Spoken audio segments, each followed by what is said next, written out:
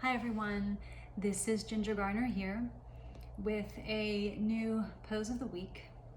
This is really focused on pelvic health and how the voice or the vocal cords, I tried to say both at the same time, can drive pelvic health.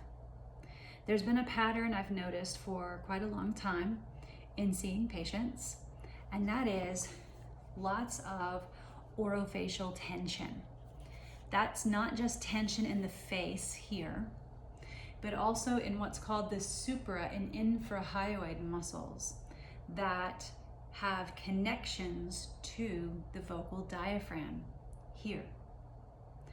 When you have tension here, it can adversely pressurize the pelvic floor and create all kinds of symptoms like heaviness, dragging, pain, aching, even prolapse and leakage, among some things.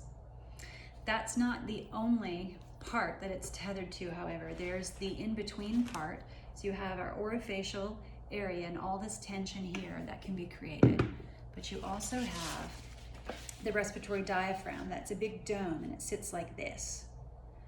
And I've noticed too that people who have lots of scars, whether it's C-section scars, hernia, diastasis, so split of the abdominals, diastasis of the rectus abdominis, that can also influence the pressure and the pulling. So whether you have pressure on the bladder or the pelvic floor, or a sensation of pulling that you have, can be influenced by tension here,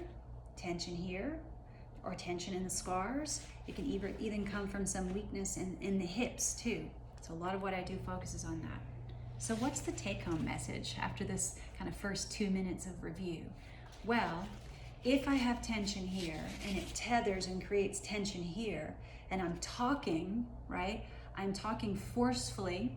So if I was teaching or talking to you now, working with a patient, and I'm creating too much tension up here, and it's creating that either tension on the pelvic floor or a compression because I'm pressurizing this way and talking forcefully, what does that look like?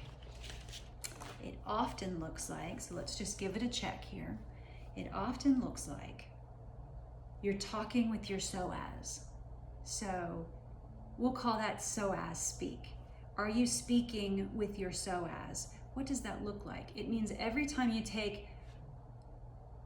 you make a sound or you create a word, right? Do you feel the abdominals jumping up and down and contracting? Do you feel the hip flexors jumping up and down and contracting? As I'm speaking to you now and creating sound, you should not feel that. I should not feel that. So if you are a teacher or a public speaker or fitness or yoga teacher, any of those things, or if you're just like me and you're a practitioner, your voice is critical to your job and the success of your job. Or it could be a range of things that you speak on. And you don't want to drive your voice so hard that it creates pelvic floor problems or breathing problems or vice versa. Because these three diaphragms, one, vocal, laryngeal, cervical, thoracic, people call it a bunch of stuff.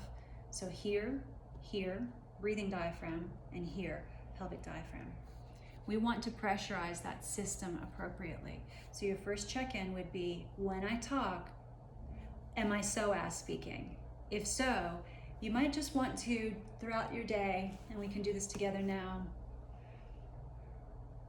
notice where you're speaking from. If I put my hands right here, my little finger can reach down to my hip flexor, and the middle fingers and the thumb can reach around to the abdominals and into the back. If I need to create sound and project more forcefully or be heard, right, then the breath should come from the back ribs. So I want you to take a breath now and put it into your back ribs. I call this umbrella breathing. Now that's a technique, it takes some time to learn, but I have a YouTube video on that as well if you want to look that up on umbrella breathing. But you should breathe here into your back ribs.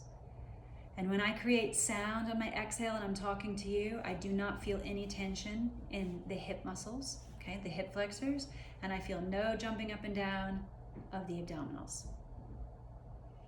So that's the first thing you can do to down train or retrain what's happening if you are driving this too hard by psoas speaking or hip flexor speaking or abdominal speaking down below. It's just bring your hands here and begin to change your voice in a way which might mean you pitch up just a little bit, or you back off of driving your voice so hard so that this is softer.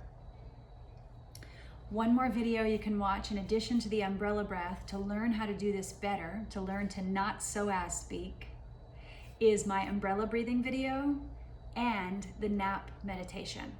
Practicing those two things can go a long way to properly pressurize the 3 diaphragms, decrease your risk of pelvic pain, prolapse, leakage, anything in the pelvis, decrease your risk of having respiratory problems and dysfunction.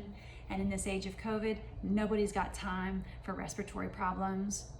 And also improve the quality of your voice, right? Whether or not you sing, we all speak, and we depend on a reliable, pleasant voice to be able to communicate with other people. So I hope this video has been helpful, and let's all do our best to downtrain this area and not psoas speak. All right, until next time.